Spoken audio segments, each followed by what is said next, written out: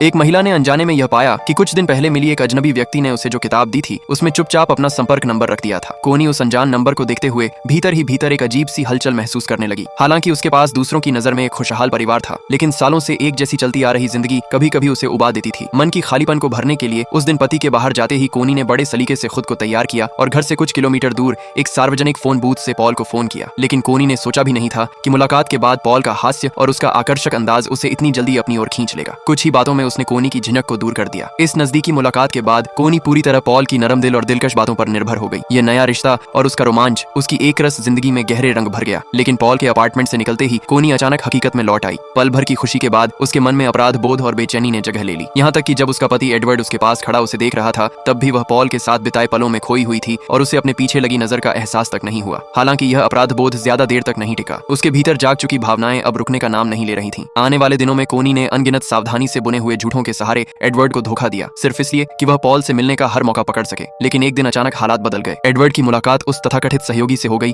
जिसके बारे में कोनी ने बताया था कि वे स्कूल के लिए धन जुटाने हेतु नीलामी का आयोजन कर रहे हैं। जब एडवर्ड ने उससे नीलामी की प्रगति के बारे में पूछा तो वह व्यक्ति पूरी तरह हैरान रह गया। उसने कहा कि वह तो पिछले कुछ समय से यात्रा पर था और उसने किसी नीलामी के बारे में कभी नहीं सुना, न ही कोनी के साथ ऐसी कोई चर्चा की। यह सच सुनकर एडवर्ड कुछ पल के लिए स्तब्ध रह गया। वह समझ नहीं पा रहा था कि उसकी पत्नी आखिर किस बात को छिपाने के लिए अजीब बहाने बना रही है। यह बात उसके दिल में कांटे की तरह चुभ गई। उलझन और चिंता से भरे हुए एडवर्ड ने झिझकते हुए अपनी पत्नी से एक गहरा सवाल पूछा।